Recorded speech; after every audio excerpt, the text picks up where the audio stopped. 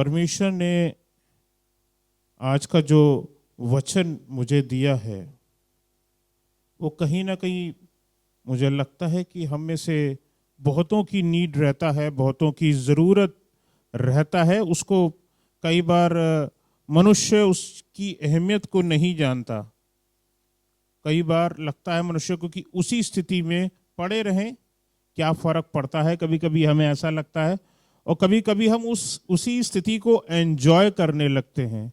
गिरे हुए पड़े हैं तो कोई दिक्कत नहीं है, हम कभी कभी उस स्थिति को एंजॉय करने लगते हैं। यार चलो ठीक है यार, कई बार हम अपनी सामर्थ्य और शक्ति और जो विश्वास हमें अपने परमेश्वर पे होता है हम उसको खो देते हैं और फिर हमें लगता है कि यार अब हम किसी लायक नहीं है, खुदावन ने भी हमें शायद छोड़ दिया है।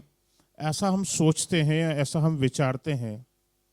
परमेश्वर ने जो आज का जो कलाम जो मुझे दिया है वो ये है, क्या आप स्वतंत्र हैं, क्या आप आज़ाद हैं। ये देश तो 1947 में आज़ाद हो गया, लेकिन क्या इस देश के लोग, इस जहान के लोग आज़ाद हैं? सवाल बड़ा है और ये कठिन सवाल है कि क्या हम स्वतंत्र हैं। स्वतंत्र देश में रहना, सब चीज़ों को खाना, सब चीज़ों को जहाँ मर्जी आए वहाँ घूमना फिरना, हम सब करते हैं और उसमें हम अपने आप को आज़ाद समझते हैं। लेकिन कोई भी व्यक्ति सिर्फ एक आज़ाद मुल्क में रहने से आज़ाद नहीं हो जाता। एक मसीही जीवन की, एक विश्वासी जीवन की सच्ची आज़ादी तब है जब वो किसी भी प्रकार के बंधन में ना पड़ा हो, किसी भी प्रकार के बंधन में ना पड़ा हो। मनुष्य जब तक आत्मिक रीति से मुक्त नहीं है तब तक वो बंधन में है। इस बात को जान लें और समझ लें। बहुत सारी चीज़ें हैं जो मनुष्य को तंग करती हैं, परेशान करती हैं। ज़रूरी नहीं है कि शरीर से कोई बंधन में हो, किसी प्रॉब्लम में हो तभी बंधन बहुत सारी चीज़ें हो सकती हैं। हो सकता है कोई किसी आदत के बंधन में हो, किसी लत के बंधन में हो सकता है कोई व्यक्ति दुष्ट आत्माओं के बंधन में हो सकता है किसी वो दुष्ट शक्तियों के बंधन में हो, परिस्थितियों के बंधन में हो, उस समय जो उसके जीवन में घटित हो रही हैं। प्रभु यीशु मसीह सामर्थी हैं आपको स्वतंत्र कर देने के लिए। आपके पास अगर बीमारियां हैं, खुदावंद तैयार हैं कि वो आपको स्वतंत्र कर दें। ऐसे अगर आपको पीड़ाएं हो रही हैं, जिस्मानी तकलीफें हैं, आप उनको अभी तक लिए ले जिस्म में बोझ की तरह घूम रहे हैं, ये तो मेरे साथ ही जाएगी। हम कितनी बार पढ़ते हैं कि कोई 38 साल का पड़ा हुआ बीमार था, वो यीशु मसीह के पास में आया और वो मुक्त होकर के गया। ऐसे लोग थे जो परमेश्वर के भवन के द्वार पर छोड़ जाते थे, ऐसे लोगों को उठा करके प्रभु यीशु मसीह ने चंगा किया। ऐसे अच्छे मित्र थे जो जिसका मित्र चल फिर भी नहीं पाता था, उसको छप्पर तोड़ करके यीशु मसीह के पास भेजना पड़ा। बंधन दिखाई देता है ये कि मेरे हिस्से में तो यही है, मेरे हिस्से में तो यही दर्द लिखा है, क्या मैं छुटकारे को हासिल कर पाऊंगा। 38 साल के पड़े हुए कि एक साल में 365 दिन होते हैं, 38 साल को गुणा कर लीजिए 365 दिन में कितने दिन हो गए। वो कितने दिन उस ओसारे में उतरने की कोशिश करता होगा, उसमें उतरने की कोशिश करता हो कि मेरे को मौका मिल जाए, मैं उतर जाऊं, मैं चंगा हो जाऊं, मुझे छुटकारा मिल जाए, मैं स्वतंत्र हो जाऊं। इन हजारों दिनों में उसने न जाने कितने लोगों को चंगाई को हासिल करते हुए देखा होगा, लेकिन खुद नहीं कर पाया। सोचने की बात है, कितनी कठिन सी चीज दिखाई देती है। बताना चाहता हूँ, फ्रीडम इज वेरी एक्सपेंसिव। आज़ादी बहुत महंगी चीज है और ये बलिदान मांगती है। चाहे हम किसी राष्ट्र के बलिदान की अगर हम बात करें, कोई देश अगर आज़ाद होता है तो उसके पीछे भी बलिदान छिपा होता है। और अगर पाप से भी आज़ादी को हासिल करना होता है तो पुराने अगर उसमें व्यवस्था को देख लें तो उसमें तो बलिदान लिखा था कि भैया बलिदान चढ़ाना पड़ेगा। लेकिन धन्यवाद हो परमेश्वर की उसने अपने पुत्र को हमारे लिए दे दिया ताकि हम आज़ाद जीवन को जी सकें। और मुश्किल की बात यह है कि इतना सब कुछ हो जाने के बाद भी अगर एक मसीही व्यक्ति अगर किसी कष्ट और क्लेश में है तो वो क्या प्रॉब्लम्स हो सकती हैं, ये सोचना पड़ेगा कि हम कैसे उन परिस्थितियों में, जिन परिस्थितियों में परमेश्वर के जीवते परमेश्वर के लोग अभी भी बंधन में पड़े हैं, वो बंधन कितने बड़े होंगे, या उसने अपने आप को परमेश्वर से कितनी दूर कर लिया कि वो बंधन में आकर के फंसा हुआ है। सबसे बड़ी बात यह है कि कहीं ना कहीं इसका मतलब यह है कि अगर हम जीवन के सभी कामों को करने की कोशिश करते हैं, हम बाइबल पढ़ते हैं, हम प्रार्थना करते हैं, हम चर्च जाते हैं, हम आराधना करते हैं, हमारे होठों से प्रभु की स्तुति होती है, हम हाथ उठा करके प्रभु की तारीफ करते हैं, फिर भी ये बंधन क्यों है हमारे जीवन में, ये सोचना होगा। कि आपको लगता है कि मानो काले बादल ने आकर के आपको घेर लिया है, देयर सीम्स नो आउटलेट, आपको लगता नहीं है कि शायद आप छुड़ाए जा सकते हैं। What hinders you, क्या चीज है जो आपको रोकती है, ऐसी क्या चीज है जो आपको नियंत्रित करती है। ठीक है ना, एक रोकना एक अलग चीज है, एक चीज होता है नियंत्रित करना, कि कुछ है, कोई स्पिरिट है, कोई आत्मा है जो आपको नियंत्रित कर रही है, नियंत्रित कर रही है। What binds you, क्या कोई वस्तुएं हैं, कोई चीजें हैं जिनसे आप अपने आप को बंधा हुआ पाते हैं और आपको लगता है कि आप इनसे छुटकारे को हासिल नहीं कर पा रहे हैं। बाइबल की एक बहुत ही प्यारी किताब है, पत्री है, जिसको हम सबको पढ़ना चाहिए। गलतियों की पत्री है, 5वां अध्याय, और इसकी हम लोग पहली आयत को हम देखेंगे। गलतियों 5 अध्याय और उसकी पहली आयत।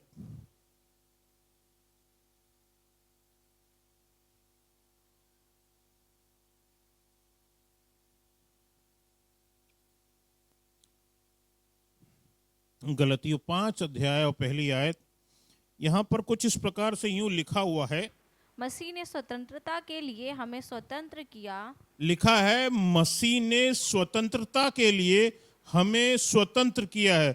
सभी मसीही विश्वासी स्वतंत्रता का आनंद लेते हैं। इसका मतलब ये है, अगर हम स्वतंत्रता का, आजादी का आनंद अनुभव नहीं कर रहे हैं, so there is some problem, कोई इशू है, कोई तकलीफ है, कोई ऐसी बात है जो नहीं होनी चाहिए हमारे जीवन में, लेकिन वो है। जब हम मसीह की बात करते हैं, लिखा हुआ मसीह ने स्वतंत्रता के लिए हमें स्वतंत्र किया है, तो बाइबल हमें बताती है कि मूसा की व्यवस्था से जो है वो प्रभु यीशु मसीह ही हैं जो स्वतंत्र करते हैं उस व्यवस्था से, क्योंकि जो उस व्यवस्था पर विश्वास रखता है, भरोसा रखता है, उसको फॉलो करता है, बाइबल बताती है वो शापित है।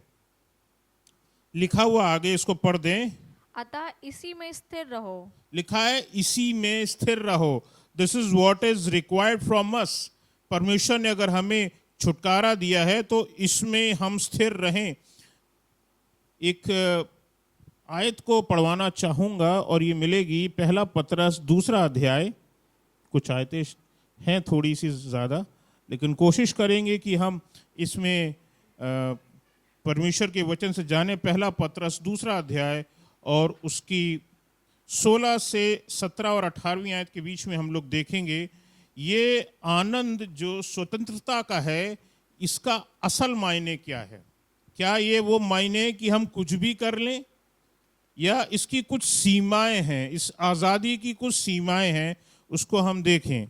16वीं आयत कुछ इस प्रकार से कहती है, अपने आप को स्वतंत्र जानो जी, और अपनी इस स्वतंत्रता को बुराई के लिए आड़ ना बनाओ जी, परंतु अपने आप को परमेश्वर के दास समझकर चलो। अपने जीवन में हमें अपने आप को परमेश्वर का दास समझना है।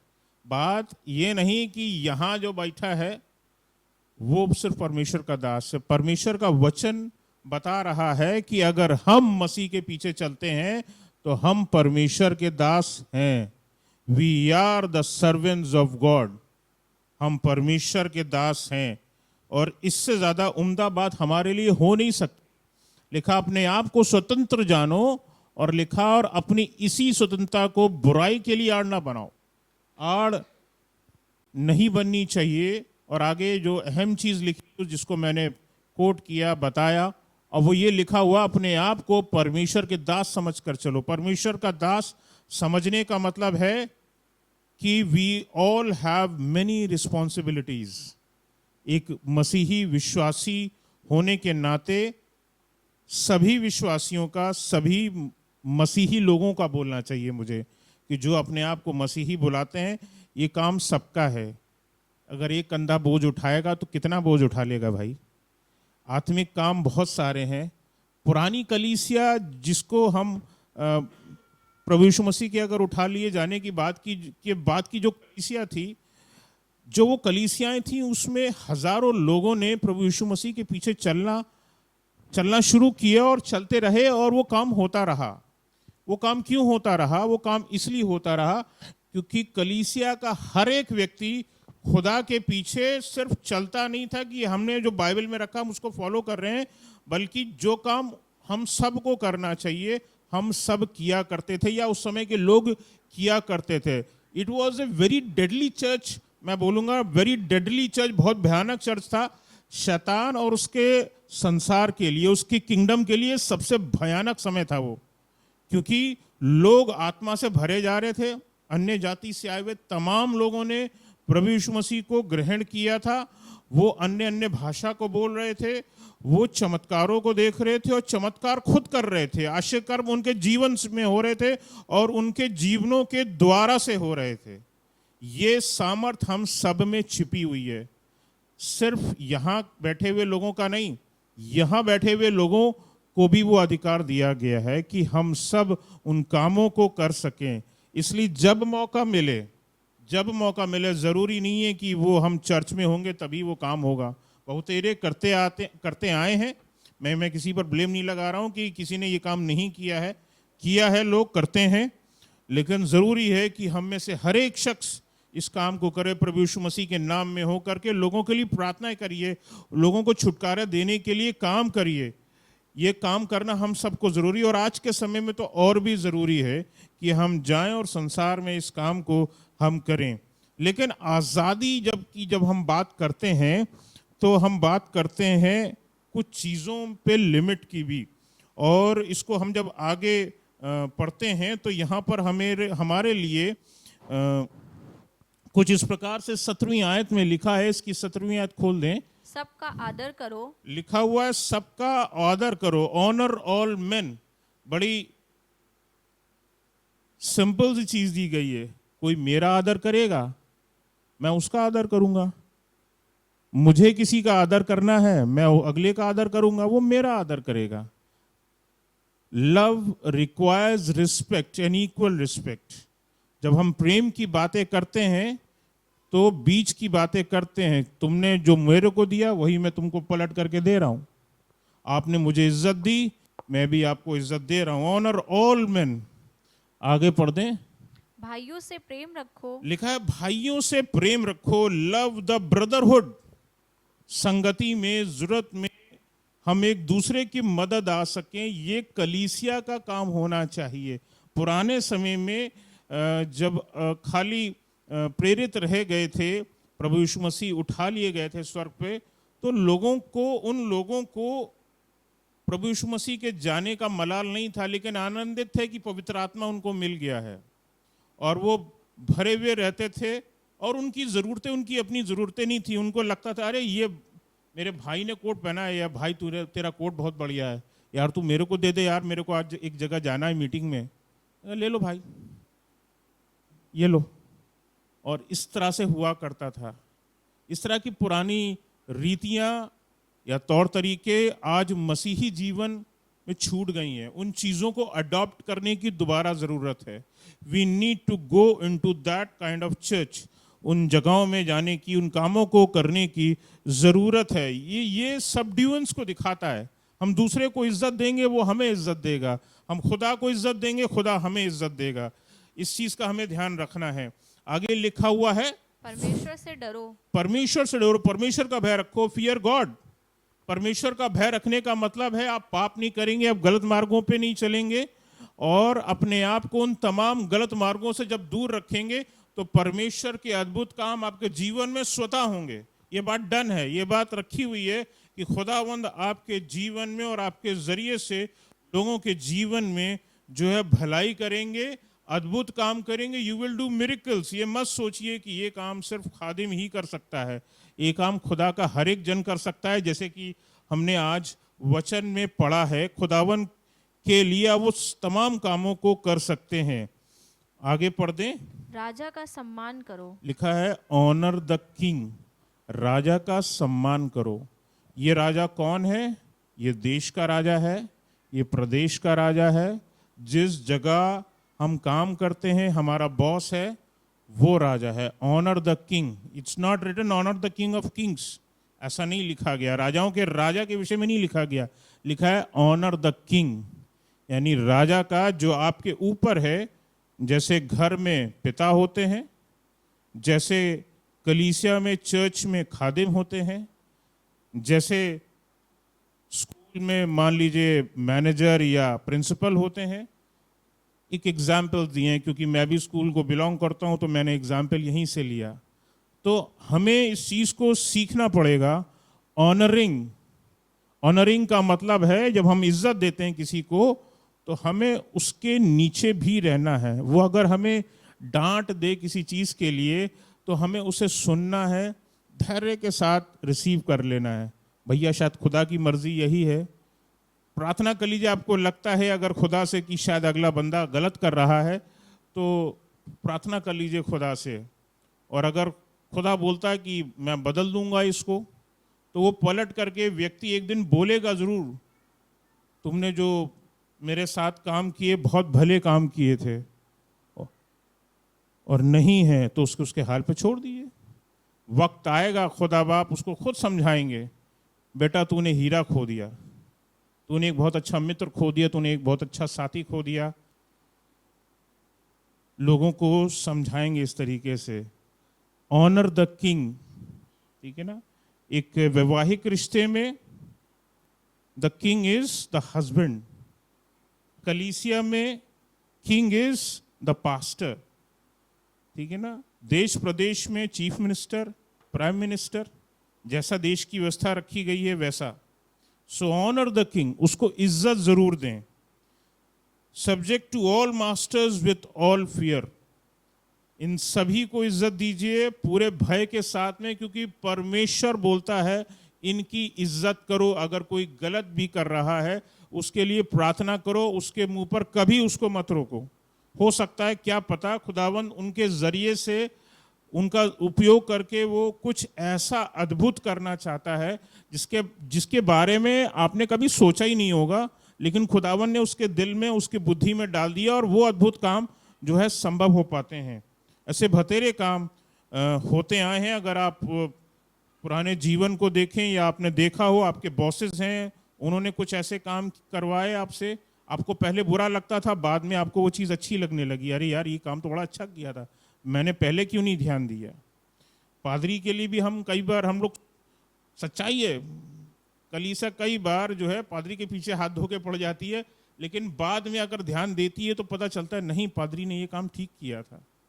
मैं यहाँ ढेर सारे उदाहरणों को लेकर के नहीं खड़ा हूँ, लेकिन अगर हर में से हर एक व्यक्ति अगर इन सब प्रश्नों का उत्तर खोजेगा तो आज़ाद हो जाएगा। आज़ादी आपके लिए रखी है। हमने अपने आप को इन ऐसे सवालों में फंसा रखा है, उन मुद्दों में अटका रखा है, उन बीमारियों में अटका रखा है, उन बहुत सारे बॉन्डेजेस में, बंधन में अटका रखा है जहां हमें नहीं होना चाहिए था। सो इन दिस वे, इसका मीन्स यही है शॉर्ट में कि अपने आप को सब्जेक्ट करना है, किसी के नीचे डाल देना है। खुदावंद ने जिसको आपके ऊपर ठहराया है उसके ऊपर बड़प्पन मत दिखाइए। ठीक है, खुदावंद ने अगर आपको किसी के साथ जोड़ा है तो किसी मकसद के साथ में जोड़ा होगा। एंड इसकी 18वीं आयत में जब हम आते हैं तो वो और प्यारी आयत है, ये आपको थोड़ा और झटका देगी। बल्कि इसी में देखिए, इसमें लिखा हुआ है 18वीं आयत में, और यहाँ पर ये आयत लिखी है, हे सेवकों हर प्रकार के भय के साथ में अपने स्वामियों के अधीन रहो, न केवल भलों और नम्रों के पर कुटिलों के भी। जो कुटिल हैं, जो आपकी बुराई करते हैं, क्या सामने क्या पीठ पीछे, क्या आपको बेइज्जत कर देते हैं 50 लोगों के बीच में, 50 लोगों के बीच में भी, 100 लोगों के बीच में भी आपकी बेइज्जती कर देते हैं, उनके भी नीचे अधीन रह करके परमेश्वर का वचन हमें बता रहा है कि ये बेटा तुम्हें काम करना ही करना है। हो सके तो ये प्याला मुझसे टल जाए पर तेरी मर्जी पूरी हो। ये बात प्रभु यीशु मसीह ने कही है, हमें भी अपने जीवन में प्रतिपल पूरी करनी है। ऐसे भी तो स्थान होंगे जहां प्रभु यीशु मसीह का दिल नहीं करता होगा कि यहाँ जाएं, यहाँ ना जाएं। लेकिन प्रतिदिन जब वो सुबह उठ करके प्रार्थना करता था, किसी स्थान पे जाता था, कभी कभी उसको ऐसे लोग मिलते थे जिनमें वो विश्वास नहीं पाया जाता था, और वहां उस स्थान में विश्वास के वो काम, वो अद्भुत काम नहीं होते थे। इससे पता चलता है कि सब्जेक्शन बहुत जरूरी है। प्रभु यीशु मसीह ने सब्जेक्ट किया परमेश्वर के अधीन रह करके काम करने का।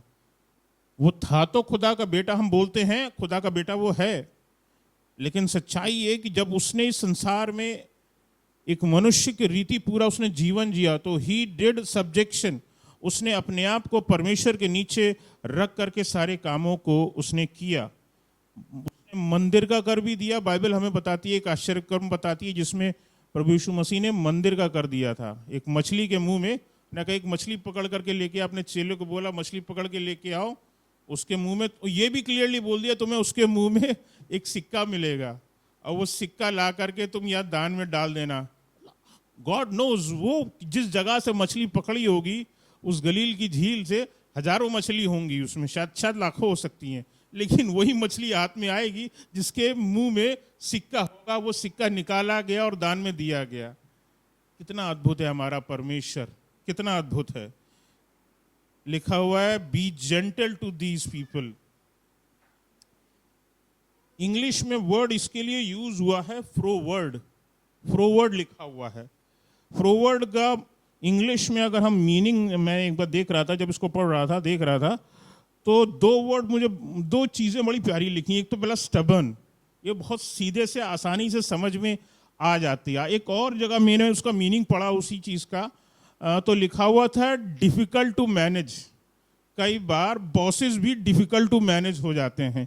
कभी कभी जो आप जिसके अधीन रहते हैं वो डिफिकल्ट टू मैनेज होते हैं। अरे यार, ये मैनेजर साहब ने हमारे मत्थे में कौन सा काम सौंप दिया, ये काम हम करना जानते ही नहीं है, ये हमको क्यों काम सौंप दिया है।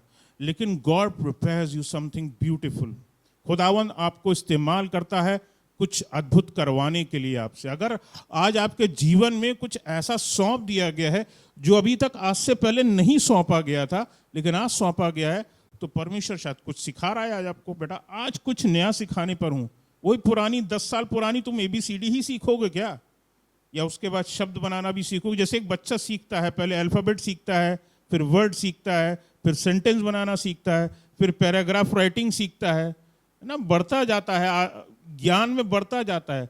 तो खुदावन से क्या आशा रखते हो? छोटी छोटी चीजों से बस खाली?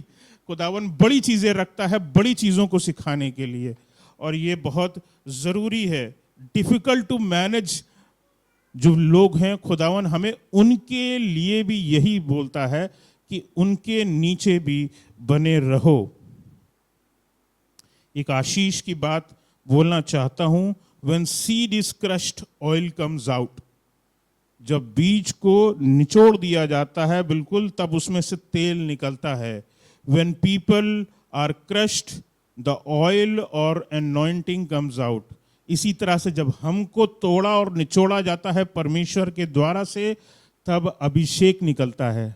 अभिषेक बिना तोड़े, बिना वो दबाव झेले हो नहीं सकता।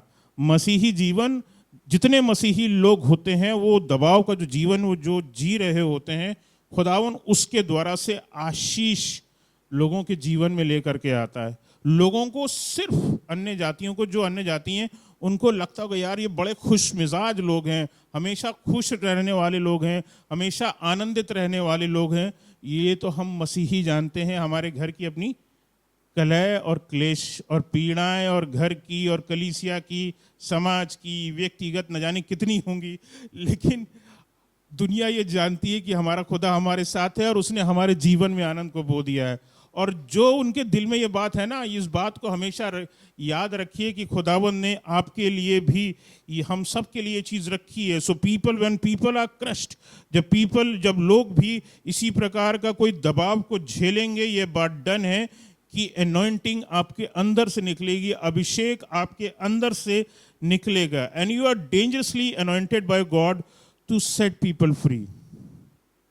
परमेश्वर ने आपका अभिषेक इसीलिए किया है ताकि आप लोगों को आजाद कर सके। आज आपके ऊपर विपदा आई है, आज आपने उस विपदा में रहते हुए परमेश्वर पर अपने विश्वास को त्यागा नहीं है, छोड़ नहीं दिया है, बनाए रखा है। आज आप लोगों के लिए सबक हो। भैया के ऊपर ये तकलीफ आई थी, वो डिगे नहीं थे, उन्होंने परमेश्वर पर विश्वास रखा था। वो खुदा के सामने घुटना टेक करके प्रार्थना करते थे, और हमें भी यही करना चाहिए। और छुटकारे को उन्होंने भी हासिल किया था। वो बहुत सारे मुसीबतों में थे पहले, लेकिन अब आज़ाद हैं। तो हमें भी यही काम करना चाहिए। You become a blessing for many. आप आशीष बन जाते हैं कई सारे लोगों के लिए। इस बात का ध्यान रखिए। Don't expect an easy task, ये मेरा है, मैं अपनी लाइन बता रहा हूं। Don't expect an easy task if you are not an easy one. Don't expect an easy task if you were not an easy one. जब खुदा ने अगर आपके साथ अगर बहुत ढीठ रहे थे खुदा के पीछे चलने के मामले में, कि मैं तो ढीठ हूं, मैं खुदा के पीछे नहीं चलूंगा, तो ये मत उम्मीद करो कि आज खुदा ने तुम्हें छुड़ा दिया है तो तुम्हें कोई छोटा मोटा काम देगा। खुदावन ने कठिन काम किया है, खुदावन तुमसे और भी कठिन काम कराएगा, क्योंकि तुमसे बड़े और भी ऐसे लोग जो कठिनाइयों में पड़े हैं छुड़ाए जा सके। अपने जीवन की गवाही बताता हूं, कई बार बता चुका हूं, आज फिर एक बार बताता हूं। वो समय था मेरे जीवन का जब मैंने बाइबल छूता नहीं था, परमेश्वर के भवन जाता नहीं था, मुझे कभी बाइबल टच भी नहीं करता था। इट वॉज केप्ट, रखी रहती थी। मेरा झगड़ा चलता था खुदा से, और झगड़ा ये था कि जब तक तू मुझे कामयाबी नहीं देगा। आई वॉज नॉट एजुकेशनली, मैं बोलना चाहता हूँ उतना स्ट्रांग नहीं था, तो मेरी खुदा से यही ठनी रहती थी, खुदावन जब तू मुझे और ऊंचाइयों पर लेकर के जाएगा तब मैं तेरे भवन में जाऊंगा, तब मैं तेरे वचन को पढ़ना शुरू करूंगा। मैंने ठान रखी थी खुदा से, लेकिन खुदा ने भी ठान रखी थी कि तू जितना बड़ा वाला है मैं उससे भी बड़ा वाला हूँ, मैं सबसे बड़ा वाला मैं ही हूँ और मुझसे बड़ा और कोई है नहीं। खुदावन ने चुना, मुझे करीब बुलाया अपने इस भवन को। जब ज्वाइन किया, पादरी साहब को जब ज्वाइन किया, मसा वहीं से शुरू हुआ। परमेश्वर का वचन इन्हीं के द्वारा मेरे दिल में बोया गया। एक एक बात, एक एक शब्द जो पहले खाली सेंटेंस बन करके ख़त्म हो जाती थी, मैंने यहीं से सीखी, इन्हीं से सीखी, और मैंने आशीष को हासिल किया। वो वचन जो वहाँ लिखा होता था वो मेरे दिल में घर करने लगा। उसके भेद जो उसमें छिपे होते थे मेरे सामने खुलने लगे। पवित्र आत्मा मुझसे बात करने लगा, और उसकी बातें जो वचन में लिखी हैं मेरे सामने बिल्कुल खोल करके रख दी गई। बेटा ये है, पहले भी डांट खाता था, बाइबल खोलता नहीं है, अब फिर डांट खाता था, दिन भर इसी में लगा रहता है, कुछ और काम करना ही नहीं है, कर लो तुम्हें जो डांट फिर भी मिलती थी कहीं ना कहीं। So don't expect an easy task if you are not an easy one.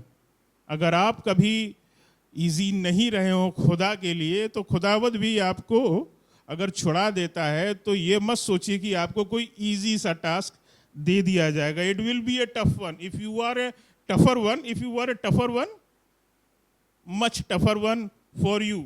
खुदावन आपके जरिए से इस्तेमाल करेगा। The book of Galatians is the book, believers book of independence, ऐसा आप बोल सकते हैं, क्योंकि ये आज़ादी की, स्वतंत्रता की बात करती है।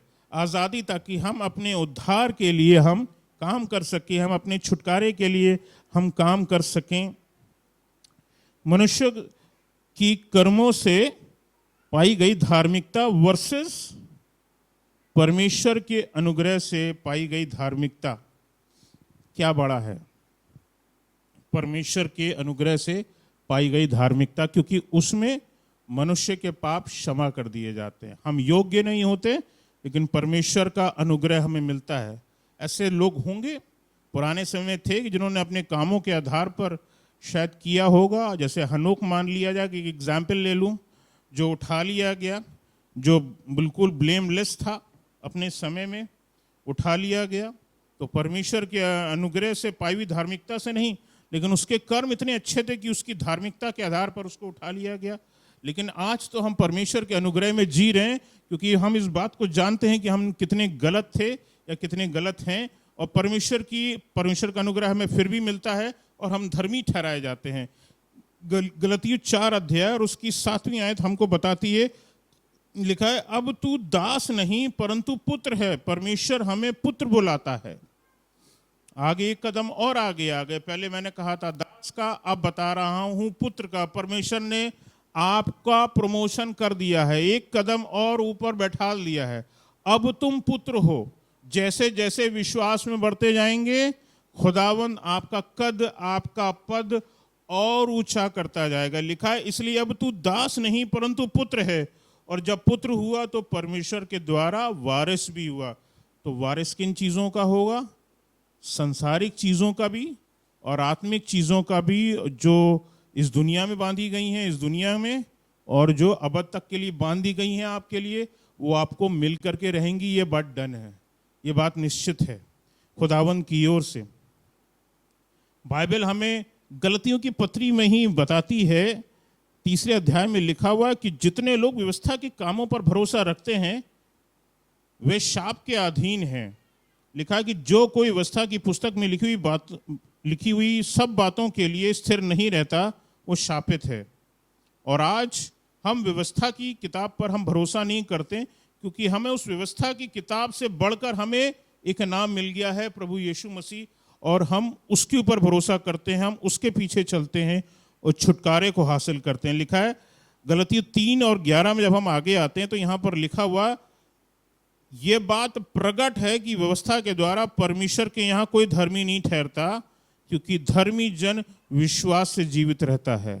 और हम विश्वासी हैं, हमने प्रभु यीशु मसीह पर विश्वास किया है, तो हम धर्मी ठहरते हैं और खुदावंद हमें धर्मी ठहराता है। आगे जब चलते हैं इसी अध्याय में, तो हमें पता चलता है कि शाप से छुड़ाया जाता है व्यक्ति। लिखा है, मसीह हमारे लिए श्रापित बना और हमें मोल लेकर व्यवस्था के शाप से छुड़ाया। मैंने बताया था ना कि ये किताब जो है, ये बिलीवर्स बुक ऑफ इंडिपेंडेंस है। आज़ादी जिसको हासिल करनी है, क्या पाप से और क्या उन तमाम बंधनों से जो आपके जीवन में हैं, ये आपके लिए छुटकारे की किताब है। बिलीवर्स बुक ऑफ इंडिपेंडेंस, ये आपके लिए लिखी गई है, ये हमारे लिए लिखी गई है। पवित्र शास्त्र ने सबको पापों के अधीन कर दिया, ताकि वे प्रतिज्ञा जिसका आधार यीशु मसीह पर विश्वास करना है, विश्वास करने वालों के लिए पूरा हो जाए। इसी अध्याय में आगे है, लेकिन पढ़वाऊंगा नहीं, लेकिन मैं आपके पढ़ने के लिए कि आप पढ़ें, इससे बेहतर है मैंने इस चीज़ को खोल के आपके सामने रख दिया है। आज़ादी सिर्फ और सिर्फ यीशु मसीह में पाई जाती है।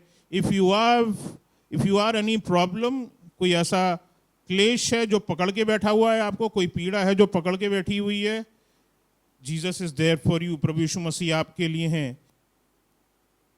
सभी प्रार्थनाएं जब की जाती हैं तो प्रभु यीशु मसीह के नाम से की जाती हैं। क्यों की जाती हैं? क्योंकि छुटकारा उसी के नाम में है, ठीक है ना। प्रभु यीशु मसीह के नाम में छुटकारा है, इसीलिए उसके नाम में प्रार्थनाएं की जाती हैं। और उसके बिना अगर प्रार्थना करोगे, हमारी प्रार्थनाएं कबूल नहीं होती, ग्रहण नहीं होती। सवाल खड़ा होता है, परमेश्वर ने हमें क्यों स्वतंत्र किया है?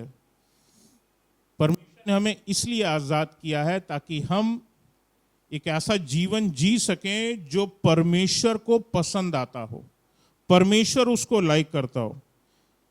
लेकिन जब तक हम दास्ता में हैं, तब तक हम आज़ाद नहीं हैं। कुछ उदाहरण लेना चाहूँगा, दिमाग में कुछ उदाहरण आए, मैंने कुछ उदाहरण लिख लिए। बहुत सारे हो सकता है आप बोलेंगे भैया आपने मेरे विषय का तो लिखा नहीं। खुदावंद ने जो मेरे को बताया, मेरे पास 10 ऐसे बातें थीं जो मुझे उदाहरण के उसमें लिखी, मुझे खुदावंद ने मुझे दी। अगर आप सर्वदा दुख से घिरे रहते हैं, यू आर इन बॉन्डेज। सदा दुख आपको घेरे रहता है, आप दास्ता में हैं। अगर आप सदा क्रोधित रहते हैं, बात बात पर क्रोध कर देते हैं, कभी इस पर कभी उस पर क्रोध उलटता रहता है, यू आर इन बॉन्डेज। या आप जिस अजीज के बारे में सोच रहे हो सकता है वो क्रोध, उसकी स्थिति ऐसी ही हो, वो बॉन्डेज में है। तीसरा एग्जाम्पल, अगर आप सदा निराशा से घिरे रहते हैं तो कहीं ना कहीं again you are in bondage, यानी कि आप जो हैं कहीं ना कहीं आज़ाद नहीं हैं। अगर आप सदा किसी ना किसी मनुष्य की शिकायत करते रहते हैं, this is a problem in human tendency. ये ह्यूमन बहुत सारे लोगों की यार हम जो कर रहे हैं वो सही है, हम जानते हैं क्या, हमारी उम्र छोटी है क्या, बहुत सारे लोग ऐसा सोचते हैं और वो सारे लोगों के ऊपर ब्लेम लगाने की कोशिश करते रहते हैं। उनकी नज़र में उनकी बात सही होती है, बाद में पता चलता है जब सब कुछ घटित हो जाता है, यार यार ये काम तो वो होना ही नहीं पाया। तो that's the problem, this is the issue. जब हमें दुनिया की हर एक चीज़ में कमी दिखाई देगी, शिकायत हम करते रहेंगे, तो ये प्रॉब्लम है, ये बंधन है, ये तकलीफ है, ये बॉन्डेज है। हम आज़ाद नहीं है इसका मतलब। अगर आप के अंदर सदा असंतोष बना रहता है, परमेश्वर ने हमें बहुत संतोष दिया है। आस्क पीपल जो प्रभु यीशु मसीह के पीछे नहीं चलते हैं, वो बोलेंगे भैया आप बहुत अच्छे हो, वो यही बोलेंगे आपके लिए, भैया आप बहुत अच्छे हो, आपकी ज़िंदगी में ये नहीं है वो नहीं है। जो उनके जीवन के क्लेश है वो आप अपने जीवन के क्लेश बता देंगे, बताएंगे भैया आप मुझसे बहुत अच्छे हैं। तो मैं बताना चाहता हूँ कि अगर आपके अंदर सदा असंतोष बना रहता है तो ये बंधन है। अगर आप किसी से सदा नफरत करते हुए रहते हैं, ये भी एक बंधन है। चाहे किसी एक व्यक्ति का, किसी एक जाति का, अगर आप नफरत करते रहते हैं, कुछ लोगों का, एक परिवार का, किसी खास व्यक्ति से अगर आप नफरत करते रहते हैं तो ये भी एक बंधन है। परमेश्वर ने हमें इसलिए नहीं चुना कि हम लोगों को नफरत करते फिरें। नफरत के लिए हमें नहीं रखा है कि हम नफरत अपने दिल में पाल करके रखें लोगों के लिए। God hasn't chosen us for that reason. अगर आप किसी व्यक्ति से ईर्ष्या रखते हैं, जलन रखते हैं, तो भी बंधन है। हमें अगर लगता है कि खुदावंद ने उसको हमसे ज्यादा दिया है और हम इस चीज को जलन के तौर पे, ईर्ष्या के तौर पर रखते हैं, बॉन्डेज है ये। परमेश्वर ने शायद आपके लिए कुछ अलग चीजें रखी हो, शायद आपके लिए उससे भी और अच्छी चीजें रखी हो। खुदावंद ने आज वो चीजें नहीं दी, लेकिन आज से शायद 10 साल बाद जीवन में डालेगा वो। जो आज मैं हूं, मैं जानता हूं अगर आप मुझसे 15-18 साल पहले पूछते कि भैया यहाँ से आप वचन प्रचार कर रहे हो, मैं हाथ जोड़ देता आपको, भैया ये मेरे बस की बात नहीं है, I am sorry, this is not for me, मैं मना कर चुका होता। खुदावंद ने मुझे उठाया, खुदावंद ने मुझे इस्तेमाल किया, खुदावंद ने मुझे आज़ाद कराया तमाम तकलीफ़ों से, बहुत सारी मुसीबतों से, बहुत सारे लतों से जो मेरे अंदर थी, मेरे को छुड़ाया और उन तमाम बंधनों से मुझे छुटकारा दिलाया। आठवीं बात, आठवां उदाहरण, अगर आपको किसी दुष्टात्मा ने पकड़ रखा है, very commonest one, people think so, कोई किसी आत्मा से घिरा हुआ है, अगर आप अपने भविष्य को लेकर सदा असुरक्षित महसूस कर सकते हैं, Bible tells us Jesus is the alpha and the omega. वो आदि में था, वो अनंत काल में भी हमारा परमेश्वर है। वो उसने हमारे जीवन, उसने पूरी सृष्टि को रचने से पहले, पूरे ब्रह्मांड को रचने से पहले परमेश्वर ने मुझे अपने हृदय में रचा था। मैं पैदा होऊंगा, मैं इस जगह पैदा होऊंगा, इस परिवार में पैदा होऊंगा, मैं इस कलीसिया का एक हिस्सा होऊंगा।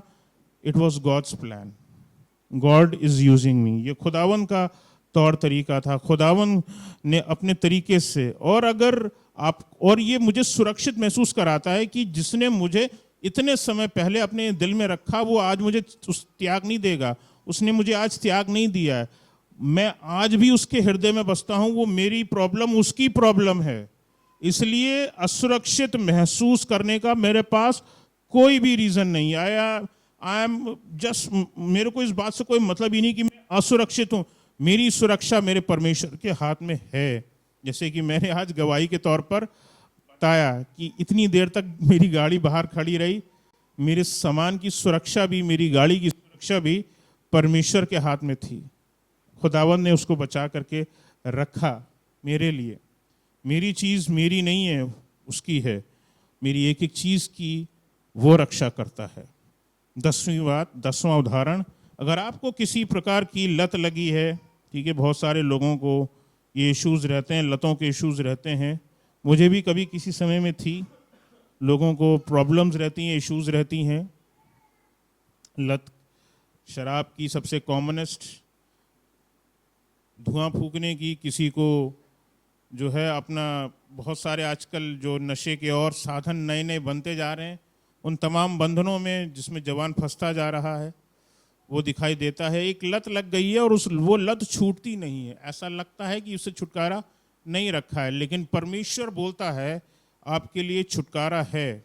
बाइबल हमको यही हमें सिखाती है। चंद बातें बता करके खत्म करूंगा। हमारे जीवन में उपस्थित हर एक बंधन परमेश्वर की ओर से मिल रही आशीषों पर, वरदानों पर और हमारी प्रार्थनाओं के उत्तर पर रोक लगाते हैं। जो भी बंधन है वो हमारे आशीषों पर रोक लगाते हैं। We need to pray for, first of all, for those bondages. बताने का मकसद ये है आपको कि अगर आपके जीवन में कोई भी अगर ऐसा बंधन मौजूद है, तो दिस इज द टाइम आप उसके लिए प्रार्थना कीजिए या प्रार्थना करवाइए। और जब तक वो जुआ आपके सिर के ऊपर से टलेगा नहीं, जब तक वो बंधन आपके सिर के ऊपर से टलेगा नहीं, तब तक आप और चीज़ों के लिए, आशीषों के लिए, XYZ के लिए प्रार्थना करते रहेंगे, वरदानों के लिए प्रार्थना करते रहेंगे, और या किसी और प्रार्थनाएं करते रहेंगे। वो प्रार्थनाएं ग्रहण नहीं हो पाएंगी, क्योंकि वो एक ब्लॉकेज है। ठीक है ना? ये कुछ वैसे ही है जैसे मान लीजिए आपके गार्डन में पाइप लगा हो पौधों में पानी देने के लिए, और अंदर कहीं पाइप में कुछ फंस गया हो। पानी निकल रहा है लेकिन बहुत धीरे निकल रहा है। कारण क्या है? कुछ फंसा हुआ है बीच में। ये वही अटकी हुई चीज़ है। इस अटकी हुई चीज़ को जब तक हटाएंगे नहीं, तब तक वो आशीषों का फ्लो, वो वरदानों का फ्लो, वो एनॉइंटिंग का फ्लो जिस स्तर का आपके ऊपर होना चाहिए, वो हो नहीं पाता है, वो हो नहीं रहा होता है। ये बताना चाहता हूँ। सो इट्स रिक्वायर्ड कि हम सबसे पहले उन सब चीज़ों के लिए प्रार्थना करें। ऐसी कोई भी बात जो आपको, आपका संबंध परमेश्वर से बिगाड़ सकती है, वो आपको आज़ाद होने से रखती है। सो इट्स ऑल्सो रिक्वायर्ड कि हम हर एक प्रकार की ऐसी गॉडलेस थिंग्स से, चीज़ों से, बातों से अपने आप को अलग करें जो कहीं ना कहीं हमें खुदावन से दूर करती है। Put your complete trust in the Lord. अपना विश्वास अपने परमेश्वर पर रखें।